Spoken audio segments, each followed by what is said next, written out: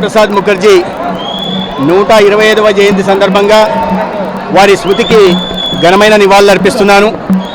ఇవాళ ఈ దేశ ప్రధానమంత్రి సాక్షాత్ నరేంద్ర మోడీ గారు కూడా దేశంలో ఉన్న అన్ని పత్రికలు కూడా డాక్టర్ శ్యాంప్రసాద్ ముఖర్జీ గారి గొప్పతనం గురించి రాయడం జరిగింది.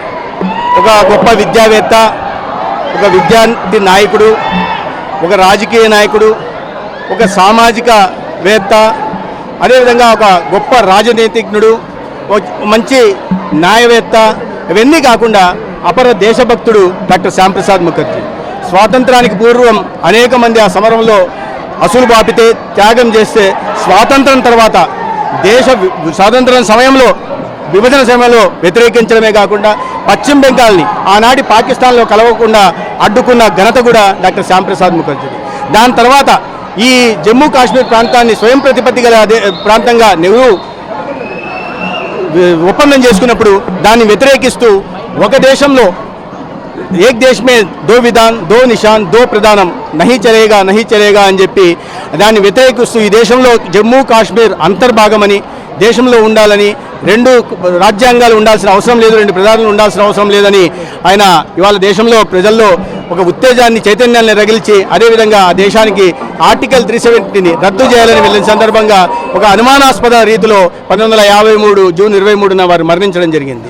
అయితే భారతీయ జనతా పార్టీకి పూర్వరూపమైన భారతీయ జనసంఘ్ను స్థాపించింది 1951లో డాక్టర్ శ్యాంప్రసాద్ ముఖర్జీ. మొట్టమొదటి ఎన్నికల్లో 3 అసెంబ్లీలు గెలిచాం. దాని తర్వాత దినదిన ప్రవర్తమానం చెందుతూ భారతీయ జనసంఘం 1967 నాటికి 37 సీట్లు గెలవడం, తదనంతరం జనతా పార్టీలో ఎమర్జెన్సీ సందర్భంలో విలీనం కావడం, తర్వాత బయటకు వచ్చిన తర్వాత భారతీయ జనతా పార్టీ ఇవాళ అతిపెద్ద పార్టీగా, ప్రపంచంలోనే అతిపెద్ద రాజకీయ పార్టీగా అవతరించడమే కాకుండా 22 రాష్ట్రాల్లో ఇవాళ బీజేపీ ప్రభుత్వాలు ఉన్నాయి సొంతంగా ఎన్డీఏతో కలిపి. అదేవిధంగా 3 సార్లు కేంద్రంలో నరేంద్ర మోడీ గారు ప్రధానమంత్రి అయ్యారు. అంటే ఆనాడు ఏదైతే నేషన్ ఫస్ట్ కన్విక్షన్తో ఇది మనం పనిచేయాలి, ఒక రాజకీయ పార్టీ పనిచేయాలని ఆనాడు డాక్టర్ శ్యాంప్రసాద్ ముఖర్జీ నింపిన స్ఫూర్తి ఇవాళ ఈ దేశ ప్రధానికి కానీ లేదా భారతీయ జనతా పార్టీ కార్యకర్తలకు కానీ అదే అనేక మంది దేశాన్ని జాతీయవాదులందరికీ కూడా ఒక మంత్రంలాగా పనిచేస్తుంది. దాని కారణంగానే ఇవాళ మనం CAA సిటిజన్షిప్ అమెండ్మెంట్ యాక్ట్ తెచ్చినా,